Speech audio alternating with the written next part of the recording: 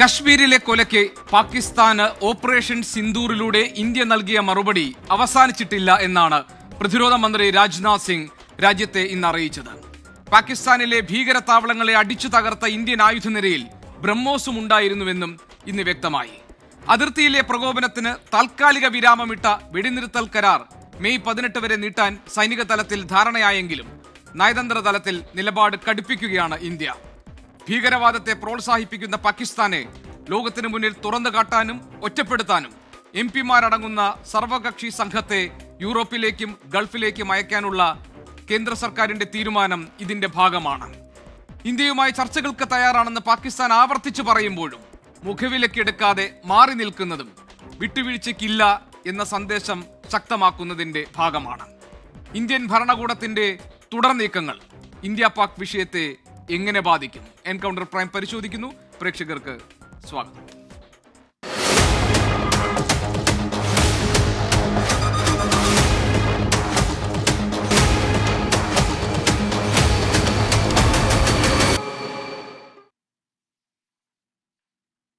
ഇത് എൻകൗണ്ടർ പ്രൈമിൽ നമ്മുടെ അതിഥികളായി ചേരുന്നത് ശ്രീ വേണു രാജാമണി, മുൻ അംബാസഡർ, അതോടൊപ്പം തന്നെ കേണൽ എസ് ഡിന്നി, പ്രതിരോധ വിദഗ്ധൻ, ഡോക്ടർ CA ജോസുകുട്ടി, നയതന്ത്ര നിരീക്ഷകൻ, ഡോക്ടർ PJ വിൻസെന്റ്, വിദേശകാര്യ വിദഗ്ധൻ എന്നിവരാണ്. ശ്രീ വേണു രാജാമണി, ഇന്നിപ്പോൾ പ്രതിരോധ മന്ത്രി രാജ്നാഥ് സിംഗ് പറഞ്ഞത് ഓപ്പറേഷൻ സിന്ദൂർ അവസാനിപ്പിച്ചിട്ടില്ല എന്നതാണ്. നയതന്ത്ര തലത്തിൽ പാകിസ്ഥാനെ കൂടുതൽ ശക്തമായി നേരിടാനുള്ള നീക്കങ്ങൾ ഇന്ത്യ നടത്തുന്നു എന്നാണോ നമ്മൾ മനസ്സിലാക്കേണ്ടത്? അതല്ലെങ്കിൽ ഒരു ഓപ്പറേഷന് ശേഷമുള്ള ഇന്ത്യയുടെ തുടർ നീക്കങ്ങൾ പാകിസ്ഥാനെ ഒറ്റ തിരിച്ചു നിർത്താനും അതുപോലെ പാകിസ്ഥാനെ ലോകത്തിന് മുന്നിൽ തുറന്നു കാട്ടാനുമുള്ള ശ്രമങ്ങളുടെ ഭാഗമായിട്ടാണല്ലോ നമ്മൾ ഇതിനെ കാണേണ്ടത്? ഇന്ത്യയുടെ ഇപ്പോഴത്തെ നീക്കങ്ങളെ ശ്രീ വേണു രാജാമണി താങ്കൾ എങ്ങനെ നിരീക്ഷിക്കും, എങ്ങനെ വിലയിരുത്തും? നിർഭാഗ്യവശാൽ എനിക്ക് തോന്നുന്നു ചെറിയ സാങ്കേതിക പ്രശ്നം ഉണ്ടായിട്ടുണ്ട് ശ്രീ വേണു രാജാമണി. എനിക്ക് തോന്നുന്നു താങ്കൾ ഇപ്പോൾ കൊളംബോയിലാണുള്ളത്, അതുകൊണ്ട് ആണ് ചെറിയ സാങ്കേതിക തടസ്സം നമുക്ക് നേരിട്ടുള്ളത്. ഇപ്പോൾ താങ്കൾക്ക് എന്നെ കേൾക്കാൻ കഴിയുന്നുണ്ട് എന്ന പ്രതീക്ഷയിലാണ് ഞാൻ ആ ചോദ്യം ആവർത്തിക്കുന്നത്. ശ്രീ വേണു രാജാമണി, ഈ ഇപ്പോൾ നടക്കുന്ന വോയിസ് ബ്രേക്ക് ചെയ്താണ് വരുന്നത്. ഐ എം സോറി, ഇപ്പോൾ ശരിയായോ? Is it okay now? ഇല്ല, ബ്രേക്ക് ചെയ്താണ് കേൾക്കുന്നത്. സാർ ഒരു കാര്യം ചെയ്യൂ, സാർ പറയൂ, ഇപ്പോഴത്തെ സംഭവ വികാസങ്ങളെ താങ്കൾ എങ്ങനെ നിരീക്ഷിക്കുന്നു? ഒന്നുകൂടെ ക്വസ്റ്റ്യൻ ഒന്ന് ആവർത്തിക്കാമോ? ഇപ്പോഴത്തെ ഈ സംഭവ വികാസങ്ങളെ താങ്കൾ എങ്ങനെ നോക്കിക്കാണുന്നു?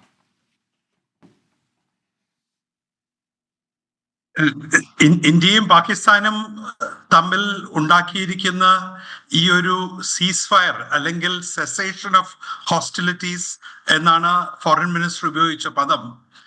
അതൊരു താൽക്കാലിക വെടിനിർത്തൽ മാത്രമാണ്. നമ്മൾ ഇരു രാജ്യങ്ങളുടെയും ഇടയിൽ ഉള്ള ആ ഒരു പീസ് വളരെ ഫ്രജൈലാണ്. ഏത് നിമിഷവും വീണ്ടും തകർന്ന് ഹോസ്റ്റിലിറ്റീസ് പൊട്ടിപ്പുറപ്പെടാം എന്നൊരു സാഹചര്യത്തിലാണ്. ഇന്നത്തെ സാഹചര്യങ്ങൾ നമ്മൾ വിലയിരുത്തിയാൽ ഒരു വശത്ത് നല്ലത് എന്ന് പറയാവുന്നത് ഇരു DGMOമാരുടെയും ചർച്ചയിൽ നിന്നും ട്രൂപ്സിനെ ബോർഡറിൽ നിന്നും വിഡ്രോ ചെയ്യുന്ന കാര്യം വരെ നമ്മൾ ചർച്ച ചെയ്തിട്ടുണ്ട്. അതേസമയം ഇരു രാജ്യങ്ങളുടെയും റെറ്ററിക് ഇപ്പോഴും വളരെ ഉയർന്ന തലത്തിലാണ് നിൽക്കുന്നത്. ഒരുപാട് ശക്തമായ നിലപാടുകൾ ഇന്ത്യ പ്രഖ്യാപിച്ചിരിക്കുന്നു. എന്തെങ്കിലും ഒരു സംഭവം ഇനി ഇന്ത്യയിൽ ഉണ്ടായാൽ, ഒരു ടെററിസ്റ്റ് സംഭവം അല്ലെങ്കിൽ LOC എന്തെങ്കിലും ഒരു പ്രകോപനം ഉണ്ടായാൽ അതിന് ഉടനെ തിരിച്ചടി ഉണ്ടാകും എന്ന് ഇന്ത്യ പ്രഖ്യാപിച്ചിരിക്കുന്നു. മാത്രമല്ല, ഒരു നയതന്ത്ര യുദ്ധത്തിനായി ഇന്ത്യ തയ്യാറെടുത്തുകൊണ്ടിരിക്കുകയാണ്. അതുകൊണ്ട് ഇപ്പോഴും ഓവറോൾ സിറ്റുവേഷൻ വളരെ ഫ്രജൈലാണ്. നമുക്ക് ഒരു സ്റ്റെബിലിറ്റി വന്നിട്ടുണ്ടെന്ന് കൺക്ലൂഡ് ചെയ്യാനുള്ള അവസരമായിട്ടില്ല. ശ്രീ വേണു രാജാമണി, നയതന്ത്ര തലത്തിൽ നമ്മൾ നടത്തുന്ന നീക്കങ്ങളെ താങ്കൾ എങ്ങനെയാണ് നിരീക്ഷിക്കുന്നത്? യഥാർത്ഥത്തിൽ ഈ സംഭവങ്ങൾ വരുമ്പോഴാണല്ലോ പലപ്പോഴും പല രാജ്യങ്ങളുടെയും യഥാർത്ഥ നിറം പുറത്തു വന്നത്. ഇപ്പോൾ ഉദാഹരണത്തിന് തുർക്കിയുടെ കാര്യത്തിൽ, അസർബൈജാന്റെ കാര്യത്തിൽ, ഇങ്ങനെ ചില രാജ്യങ്ങൾ പാകിസ്ഥാനെ പിന്തുണയ്ക്കുകയും കശ്മീർ വിഷയത്തിൽ പാകിസ്ഥാന്റെ നിലപാടുകൾക്കൊപ്പം നിൽക്കുകയും ഒക്കെ ചെയ്യുന്നത് പരസ്യമായി പ്രകടമായി നമ്മൾ കണ്ടു. നയതന്ത്ര തലത്തിലുള്ള ഇന്ത്യയുടെ നീക്കങ്ങൾ, അതായത് രാജ്യാന്തര തലത്തിൽ പാകിസ്ഥാനെ ഒറ്റതിരിച്ച് കാണിക്കാനുള്ള നീക്കങ്ങൾ ഫലപ്രദമാകുമോ? IMF-ൽ നിന്ന് സാമ്പത്തിക സഹായം നൽകരുതെന്ന് നമ്മൾ പറഞ്ഞു, പക്ഷേ സാമ്പത്തിക സഹായം പാകിസ്ഥാനിലേക്ക് എത്തുകയാണ്. അപ്പോൾ എങ്ങനെയാണ് ഇന്ത്യയുടെ നിലപാടുകൾ രാജ്യാന്തര തലത്തിൽ ഒരു ഇമ്പാക്റ്റ് ഉണ്ടാക്കുക? ഇന്ത്യ നേരിടുന്നത് ഒരു യാഥാർത്ഥ്യമാണ്. ടെററിസത്തിന്റെ കാര്യത്തിൽ ഇന്ത്യക്ക് ലോകത്തെ എല്ലാ രാജ്യങ്ങളുടെയും പിന്തുണയുണ്ട്. എല്ലാവരും തന്നെ പെഹൽഗാമിൽ ഉണ്ടായ ആ സംഭവത്തെ അതിശക്തമായി അപലപിച്ചിട്ടുണ്ട്, അതിനെ കണ്ടം ചെയ്തിട്ടുണ്ട്. എന്നാൽ ഒരു ഇന്ത്യ പാകിസ്ഥാൻ യുദ്ധം അല്ലെങ്കിൽ പ്രത്യേകിച്ചും ആ ഒരു ആണവായുധങ്ങളുടെ ഒരു ക്വസ്റ്റ്യൻ വരുമ്പോൾ ഭൂരിഭാഗം രാജ്യങ്ങളും ഇരു രാജ്യങ്ങളും തമ്മിൽ ചർച്ച ചെയ്ത് പ്രശ്നങ്ങൾ പരിഹരിക്കണം, സംയമനം പാലിക്കണം. ഇന്ത്യ പാകിസ്ഥാനെ ആക്രമിക്കരുത്, അതുപോലെ തന്നെ പാകിസ്ഥാൻ ഇന്ത്യയെ ആക്രമിക്കരുത് എന്നുള്ള ഒരു മിഡിൽ പൊസിഷനാണ് എടുക്കുന്നത്. ഇപ്പോൾ ഗവൺമെന്റ് ഈ ഒരു ഡിപ്ലോമാറ്റിക് മൂവ് നടത്താനുള്ള പ്രധാന കാരണം ഒരു പരിധിവരെ ഇന്റർനാഷണൽ നെറേറ്റീവ് ടെററിസത്തിൽ നിന്നും മാറി ഇന്ത്യ പാക് ഹോസ്റ്റിലിറ്റീസ് എങ്ങനെ തടയുവാൻ സാധിക്കും, ഒരു ന്യൂക്ലിയർ കൺഫ്രണ്ടേഷൻ എങ്ങനെ അവോയ്ഡ് ചെയ്യാൻ സാധിക്കും എന്ന വിഷയത്തിലേക്ക് മാറിയിരിക്കുന്നു. അപ്പോൾ അതിനെ തിരിച്ച് ടെററിസത്തിലേക്ക് ഫോക്കസ് ചെയ്യാൻ വേണ്ടിയാണ് ഗവൺമെന്റ് ഓഫ് ഇന്ത്യ ഈ ഒരു നീക്കം നടത്തുന്നത്. ഒരു സർവകക്ഷി സംഘം, പാർലമെന്റ് മെമ്പേഴ്സിന്റെ സംഘത്തെ പല രാജ്യങ്ങളിൽ അയച്ച് അവരുമായി ചർച്ചകൾ നടത്തി ഇവിടുത്തെ യഥാർത്ഥ പ്രശ്നം, സൗത്ത് ഏഷ്യയിലെ യഥാർത്ഥ പ്രശ്നം പാകിസ്ഥാനിൽ നിന്നും ഉടലെടുക്കുന്ന ടെററിസമാണ് എന്ന ആ ഒരു സത്യത്തെ മറ്റു രാജ്യങ്ങളെ ബോധിപ്പിക്കാൻ വേണ്ടിയുള്ള ഒരു ശ്രമമാണ്. ഇതിൽ നിന്നും പാകിസ്ഥാനെ ഒറ്റപ്പെടുത്തുവാനല്ല ആഗ്രഹിക്കുന്നത്, നേരെ മറിച്ച് പാകിസ്ഥാന്റെ മേൽ സമ്മർദ്ദം ചെലുത്തി പാകിസ്ഥാനെ കൊണ്ട് ടെററിസ്റ്റ് ക്യാമ്പ്സിനെതിരെയും ടെററിസ്റ്റിനെതിരെയും വേണ്ട നടപടികൾ എടുക്കാൻ വേണ്ടിയുള്ള ശ്രമമാണ് ഇന്ത്യ നടത്തുന്നത്. അല്ല ശ്രീ വേണുരാജാമണി, പക്ഷേ ഇത് എത്ര കാലമായി നമ്മൾ നടത്താൻ തുടങ്ങിയിട്ട്? എത്ര കാലമായി കാശ്മീരിന്റെ വിഷയത്തിൽ ഒരു മൂന്നാം കക്ഷിയുടെ ഇടപെടൽ ആവശ്യമില്ല എന്ന നിലപാട് സ്വീകരിക്കുന്നതിനൊപ്പം തന്നെ ഭീകരവാദത്തെ പ്രോത്സാഹിപ്പിക്കുന്ന, ഭീകരവാദ സംഘടനകളെ വളർത്തുന്ന, ഭീകരവാദ ക്യാമ്പുകൾക്ക് തണലൊരുക്കുന്ന പാകിസ്ഥാനെതിരെ ഏകകണ്ഠമായ സംയുക്തമായ തീരുമാനങ്ങൾ വേണം, നിലപാട് വേണം എന്നത് എത്രയോ കാലമായി ഐക്യരാഷ്ട്രസഭയിലൂടെ, അതല്ലാതെ രാജ്യാന്തര വേദികളിൽ പറ്റുന്ന ഘട്ടങ്ങളിലൊക്കെ തന്നെ ഇന്ത്യ ഉയർത്താൻ തുടങ്ങിയിട്ട് എത്ര കാലമായി? ഭീകരവാദത്തെ ഒരു തരത്തിലും പ്രോത്സാഹിപ്പിക്കില്ല, ഭീകരവാദത്തെ പ്രോത്സാഹിപ്പിക്കുന്നവരെ അവരുടെ നാട്ടിൽ ചെന്ന് ഭീകരവാദ കേന്ദ്രങ്ങളെ നശിപ്പിക്കും എന്ന് നയമായി സ്വീകരിച്ചിരിക്കുന്ന അമേരിക്കയുടെ പോലും പൂർണ്ണമായ പിന്തുണ ഈ കാര്യങ്ങളിൽ നേടിയെടുക്കാൻ നമുക്ക് കഴിയാതെ പോകുന്നുണ്ടല്ലോ. അപ്പോൾ ഈ ഘട്ടത്തിൽ നടത്തുന്ന നീക്കങ്ങൾക്ക് അങ്ങനെ ഒരു കാര്യമാത്ര പ്രസക്തമായ ഒരു ഫലം ഉണ്ടാക്കാൻ കഴിയുമെന്ന് താങ്കൾ പ്രതീക്ഷിക്കുന്നുണ്ടോ? ഇതിലുണ്ടാകുന്ന റിസൾട്ട്സ് വേറെ ആയിരിക്കുമെന്ന് താങ്കൾ കരുതുന്നുണ്ടോ? ടെററിസത്തിനെതിരെയുള്ള യുദ്ധം എളുപ്പമായ ഒരു യുദ്ധമല്ല. അത് പ്രത്യേകിച്ചും പാകിസ്ഥാന് പോലൊരു രാജ്യം അവരുടെ രാജ്യത്തിനുള്ളിൽ പ്രവർത്തിക്കുന്ന, ഇന്ത്യക്കെതിരെ പ്രവർത്തിക്കുന്ന ടെററിസ്റ്റിന് പൂർണ്ണ പിന്തുണ നൽകുമ്പോൾ അതിനെ ഇന്ത്യക്ക് ഇല്ലാതാക്കാൻ എളുപ്പമല്ല. അതിന് ഇപ്പോൾ നടന്നത് ഓപ്പറേഷൻ സിന്ദൂർ പോലെ ശക്തമായ നടപടികൾ ഒരു വശത്ത് ആവശ്യമാണ്, അതിനോടൊപ്പം ഈ ഡിപ്ലോമാറ്റിക് എഫേർട്സും ഒരുപോലെ ആവശ്യമാണ്. ഗോപീഷൻ പറഞ്ഞത് ശരിയാണ്, ഇതുവരെ നമ്മുടെ ശ്രമങ്ങൾക്ക് വലിയ ഒരു റിസൾട്ട് ഉണ്ടായിട്ടില്ല എന്നുള്ളത്. എന്നാൽ അത് കാരണം നമ്മൾ ഇത് ചെയ്യാതിരിക്കുന്നത് കൊണ്ട് നമുക്ക് യാതൊരു നേട്ടവുമില്ല. നമുക്ക് ഈ എഫേർട്സ് കണ്ടിന്യൂ ചെയ്യുക എന്നത് മാത്രമേ സാധ്യമാകുള്ളൂ. മാത്രമല്ല, ഈ ടെററിസത്തിന്റെ കാര്യത്തിൽ ഓരോ രാജ്യവും വളരെ സങ്കുചിതമാണ്. അമേരിക്കയെ സംബന്ധിച്ചിടത്തോളം അമേരിക്ക ടാർഗറ്റ് ചെയ്യുന്ന ടെററിസ്റ്റിനെ ഇല്ലാതാക്കുക എന്നുള്ളത് മാത്രമേ അവരുടെ ലക്ഷ്യമായിട്ടുള്ളൂ. പാകിസ്ഥാനിൽ നിന്നും ഇന്ത്യയെ ടാർഗറ്റ് ചെയ്യുന്ന ടെററിസ്റ്റിനെ ഇല്ലാതാക്കുക എന്നുള്ളത് ഇന്ത്യയുടെ തലവേദനയായിട്ടാണ് അവർ കാണുന്നത്. അത് അമേരിക്ക മാത്രമല്ല, നിങ്ങൾ ടർക്കിയും അസർബൈജാനും എടുത്തു പറഞ്ഞു. പക്ഷെ ഈ രണ്ട് രാജ്യങ്ങൾ മാത്രമല്ല, ലോകത്തെ ഭൂരിഭാഗം രാജ്യങ്ങൾ എടുത്തു നോക്കിയാലും അവരാരും ഒരു ഇന്ത്യ പാകിസ്ഥാൻ സംഘടനത്തിന്റെ നടുക്ക് വരാൻ തയ്യാറില്ല. ഡയറക്റ്റ് ആയിട്ട് പാകിസ്ഥാന്റെ മേൽ ആ ടെററിസ്റ്റ് ക്യാമ്പ്സ് ഇല്ലാതാക്കണം എന്ന് സമ്മർദ്ദം ചെലുത്താൻ തയ്യാറല്ല. ഒരു പരിധിവരെ ആരെങ്കിലും ചെയ്തിട്ടുണ്ടെങ്കിൽ അത് അമേരിക്ക തന്നെയാണ്. കാർഗിൽ യുദ്ധത്തിന്റെ സമയത്ത് പോലും പാകിസ്ഥാനെ സൈനികങ്ങളെ പിൻവലിപ്പിച്ചത് അമേരിക്കൻ സമ്മർദ്ദം കാരണമാണ്. അപ്പോൾ അമേരിക്ക ഇന്ന് ലോകത്തെ ഏറ്റവും വൻപിച്ച ശക്തി എന്ന നിലയ്ക്ക് ഒരുപാട് ഇൻഫ്ലുവൻസ് അമേരിക്കയ്ക്കുണ്ട്. അതേസമയം ഈ ഓപ്പറേഷൻ സിന്ദൂറിന് ശേഷം പ്രസിഡന്റ് ട്രംപ് എടുത്ത നയങ്ങൾ കൂടുതൽ കശ്മീർ പ്രശ്നത്തിന് ഒരു പരിഹാരം കണ്ടെത്താം, ഇന്ത്യ പാകിസ്ഥാൻ ചർച്ചകളിൽ ഞങ്ങൾ മധ്യസ്ഥത വഹിക്കാൻ തയ്യാറാണ് എന്നൊരു നിലയിലേക്ക് നീങ്ങി. അപ്പൊ അത് തിരിച്ച് ആ ടെററിസത്തിലേക്ക് നെറേറ്റീവ് കൊണ്ടുവരാനായിട്ടാണ് ഇന്ത്യ ശ്രമിക്കുന്നത്. ഇത് എന്ത് റിസൾട്ട്സ് ഉണ്ടാകും എന്ന് നമുക്ക് പ്രെഡിക്റ്റ് ചെയ്യാൻ സാധിക്കില്ല. റിസൾട്ട്സ് ഉണ്ടെങ്കിലും ഇല്ലെങ്കിലും നമ്മൾ ചെയ്യേണ്ട ഒരു കാര്യമാണിത്. അല്ല ശ്രീ വേണുരാജാമണി, ഭീകരവാദത്തെ കുറിച്ചിട്ടുള്ള ഏത് ചർച്ച വന്നാലും, ഏത് ഡിബേറ്റ് വന്നാലും ഇന്ത്യക്ക് പറയാൻ ഒരൊറ്റ പേരേ ഉള്ളൂ, അത് പാകിസ്ഥാൻ്റെതാണ്. താങ്കൾ പറഞ്ഞതുപോലെ അസർബൈജാനും തുർക്കിയും മാത്രമല്ല, പാകിസ്ഥാനെ ഒളിഞ്ഞും തെളിഞ്ഞും പിന്തുണയ്ക്കുന്ന, പാകിസ്ഥാന് കരുത്തു പകരുന്ന, അവർക്ക് സംരക്ഷണ വലയം ഒരുക്കുന്ന നമ്മുടെ അയൽവാസികളായിട്ടുള്ള രാജ്യങ്ങൾ പോലുമുണ്ട്. വലിയ രാജ്യങ്ങളുണ്ട്, ചെറിയ രാജ്യങ്ങളുണ്ട്. ഇപ്പോൾ ഒരു ഘട്ടത്തിൽ പാകിസ്ഥാന്റെ ഏറ്റവും വിശ്വസ്തരായ സഖ്യമായിരുന്ന അഫ്ഗാന് ഇപ്പോൾ നിലപാട് മാറ്റേണ്ടി വന്നു. അവർക്ക് ഇന്ത്യയെ സഹായിക്കുന്ന, ഇന്ത്യയെ പിന്തുണയ്ക്കുന്ന ഒരു പരസ്യ നിലപാട് സ്വീകരിക്കുന്നത് നമ്മൾ കണ്ടു. ഇവിടെ മറ്റു പല താല്പര്യങ്ങളുമാണ് പാകിസ്ഥാനെ ഈ ഭീകരവാദത്തിന്റെ പേരിലാണെങ്കിലും അതല്ല മറ്റേത് ഘട്ടത്തിലാണെങ്കിലും ഇന്ത്യ തള്ളിപ്പറയുമ്പോൾ പാകിസ്ഥാനെ സംരക്ഷിക്കുന്നത് മറ്റു പല താല്പര്യങ്ങളുടെയും പേരിലാണെന്ന് പറഞ്ഞാൽ താങ്കൾ അതിനോട് യോജിക്കുമോ? അവിടെ ട്രംപ് പറഞ്ഞതുപോലെ നിങ്ങൾ വ്യാപാരത്തിൽ ശ്രദ്ധിക്കൂ, യുദ്ധം മതിയാക്കി നിങ്ങൾ നിങ്ങളുടെ വ്യാപാരങ്ങളിൽ ശ്രദ്ധിക്കൂ എന്ന് ട്രംപ് പറഞ്ഞതിനെ ഒരു ആപ്തവാക്യമായി ഇന്ത്യയും പാകിസ്ഥാനും പോലുള്ള രാജ്യങ്ങൾ കണക്കാക്കണം എന്ന അഭിപ്രായം താങ്കൾക്കുണ്ടോ?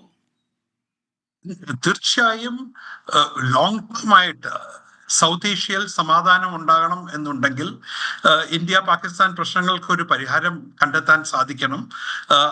ഇരു രാജ്യങ്ങളും സാമ്പത്തിക ഉന്നമനം, നമ്മുടെ രാജ്യങ്ങളിലെ ജനങ്ങളുടെ ദാരിദ്ര്യം ഇല്ലാതാക്കുക, നമുക്ക് വികസനം കൊണ്ടെത്തിക്കുക, ഓരോ ജനങ്ങൾക്കും ഇൻക്ലൂസീവ് ഡെവലപ്മെന്റ്, ഇതെല്ലാം നമ്മുടെ കോമൺ ആയിട്ടുള്ള ലക്ഷ്യങ്ങളാണ്. എന്നാൽ അതിന് പ്രധാന തടസ്സമായി ഇന്ന് നിൽക്കുന്നത് പാകിസ്ഥാന്റെ ടെററിസ്റ്റിനെ ഇന്ത്യക്കെതിരെ ഉപയോഗിക്കുക എന്ന ഔദ്യോഗിക നയമാണ്.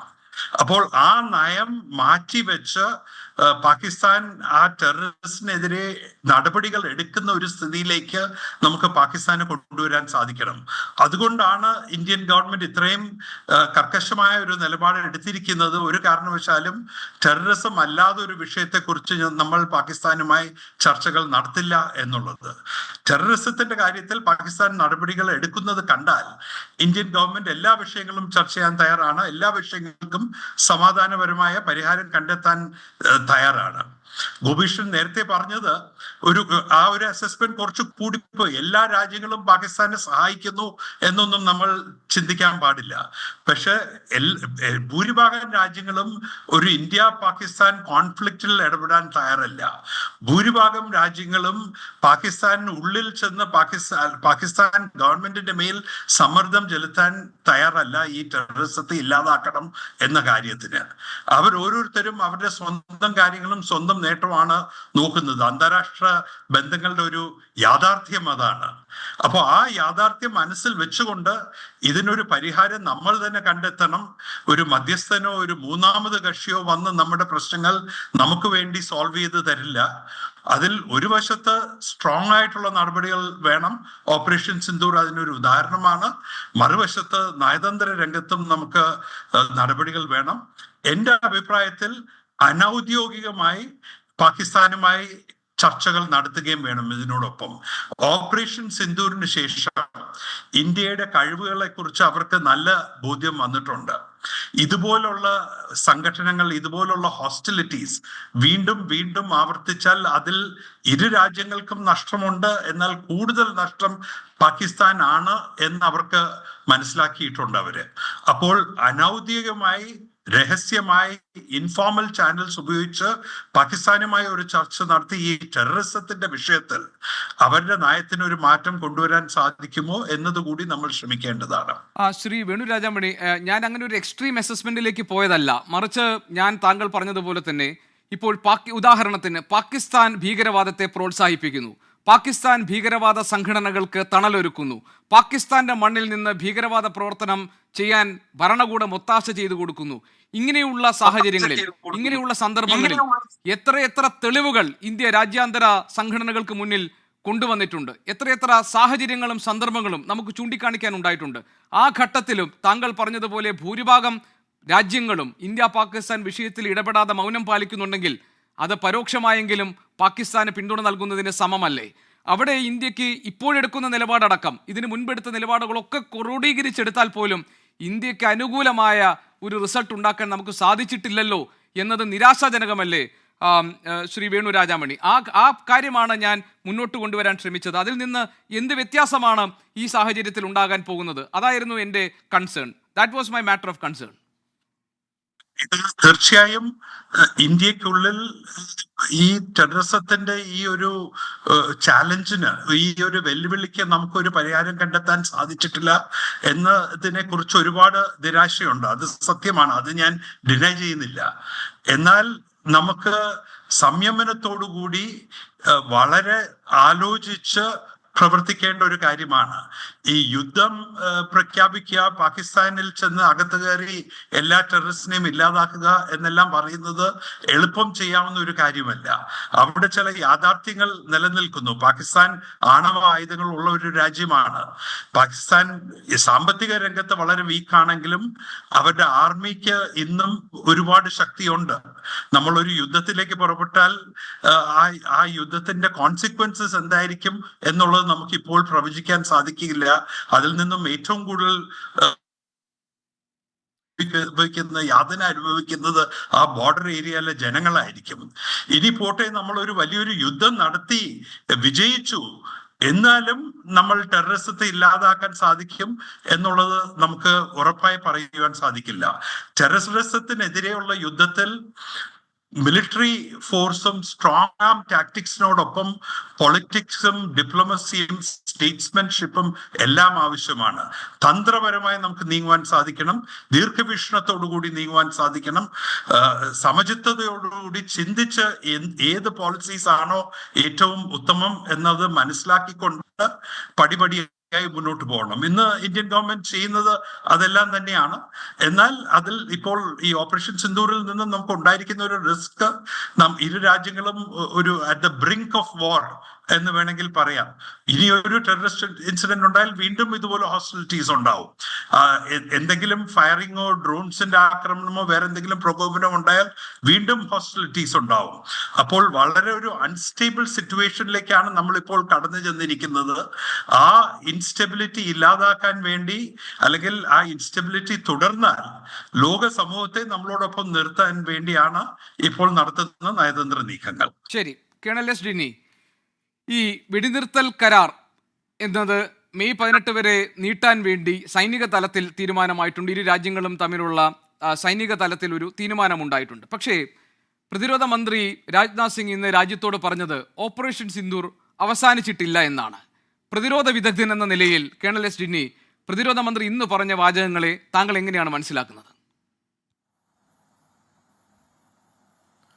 ശ്രീ ഗോപികൃഷ്ണൻ, ഇത് രണ്ട് കാര്യങ്ങളാണ്. ഒന്ന്, ഒരു സീസ് ഫയർ അല്ലെങ്കിൽ സെസേഷൻ ഓഫ് ഹോസ്റ്റിലിറ്റീസ് എന്നുള്ള ഒരു വേർഡ് യൂസ് ചെയ്യുന്നു. അല്ലെങ്കിൽ ഇപ്പം രണ്ട് രാജ്യങ്ങൾ തമ്മിലുള്ള അടി നടക്കുന്ന ഒരു പോസ് എന്നുള്ള രീതി, അത് ലൈൻ ഓഫ് കൺട്രോളിലെ കാര്യങ്ങളാണ് കൂടുതൽ നമ്മൾ പറയുന്നത്. ഇപ്പം കാരണം ബാക്കിയുള്ള മെയിൻ ലാൻഡ്, അതായത് പഞ്ചാബ്, രാജസ്ഥാൻ, ഈ ഏരിയയിൽ അല്ലെങ്കിൽ പാകിസ്ഥാന്റെ പഞ്ചാബ് പ്രൊവിൻസിലൊന്നും ഇപ്പം ഒരു നമ്മൾ രണ്ട് DGMOs തമ്മിൽ എഗ്രി ചെയ്ത് കഴിഞ്ഞിട്ട് പിന്നീട് അവിടെ ഒന്നും നടന്നിട്ടില്ല. പക്ഷെ പിന്നീടും ഈ സീസ് ഫയർ എന്ന് പറയുന്ന കാര്യം എഗ്രി ചെയ്തിട്ടും പിന്നീടും അടി നടന്നിട്ടുള്ള സ്ഥലം ഈ ലൈൻ ഓഫ് കൺട്രോളിന്റെ ഏരിയ ആണ്.